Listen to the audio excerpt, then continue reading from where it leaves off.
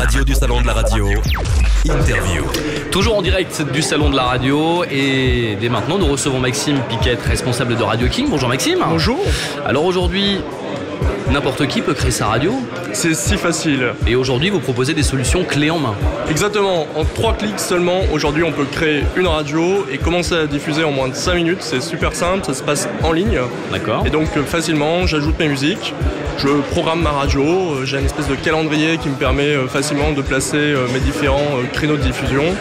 Et je peux vraiment diffuser en quelques clics et comme un pro. Alors n'importe qui peut créer sa radio ou sa web radio sur un style musical qu'il préfère, mais une question que je me pose par rapport à ça, et certainement également d'autres personnes, par rapport aux droits, les droits de SACEM par exemple, comment sont-ils gérés? Est-ce que c'est vous qui les prenez à votre charge? Non, par contre, on accompagne nos clients pour leur expliquer de quelle manière ils doivent se mettre en contact avec les sociétés de gestion. Donc là-dessus, on est très clair. Nous, on est avant tout un prestataire technique, comme aujourd'hui un logiciel de diffusion, on va pas prendre en charge en tout cas les droits de diffusion.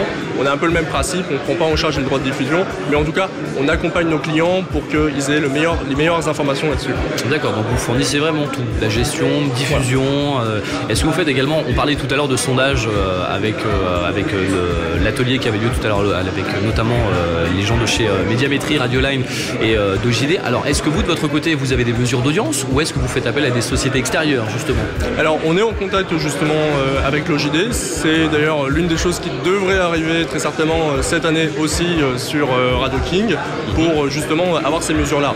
Maintenant en interne, déjà, nos clients ont des outils de statistiques qui permettent à la fois d'avoir des outils et une visibilité sur leur audience, mais aussi avoir des informations, ce qui est plus compliqué, sur leur programmation. Est-ce que les musiques que je diffuse à telle heure sont réellement appréciées par les auditeurs ou est-ce que ma planification est bien appréciée de mes auditeurs sur telle autre heure? Donc toutes ces informations-là sont aussi importantes et nécessaires pour nos clients pour faire la meilleure programmation musicale. D'accord. Et est-ce que vous adressez uniquement aux particuliers ou alors c'est très vaste, peut-être entreprise, grande radio vous allez voir un petit peu tout le monde? Alors, on s'adresse vraiment à tout le monde. On s'adresse à la fois effectivement aux particuliers et au monde associatif. On s'adresse aussi aux marques, les marques qui souhaitent véhiculer leur image à travers le média de la radio. On travaille également avec des enseignes, des magasins qui souhaitent avoir une radio et diffuser leur radio dans des centaines de points de magasins partout en France. D'accord. Enfin, on apprécie beaucoup aussi de travailler avec les FM. On travaille avec plus de 40 radios FM actuellement. La dernière radio FM avec qui on a travaillé, c'est Radio FG ici sur Paris. On a créé par exemple leur site web et leur application mobile. Donc on a aussi des outils. Ah, donc vous proposez également des outils dédiés, spécifiques par rapport aux besoins en fait. Exactement, on a vraiment des outils qui sont utiles pour la visibilité sur internet et sur les mobiles. Aujourd'hui c'est un peu l'avenir avec la démocratisation des smartphones. Il faut être de manière efficace sur les mobiles et nous on a une réponse pour ça. D'accord, et par rapport justement, on parle beaucoup de l'avenir dans le numérique, votre pensée à vous c'est quoi par rapport à ça? Nous, notre réel sentiment, c'est que la radio de demain, c'est une radio où on va avoir une réelle interaction entre le média de la radio et les auditeurs.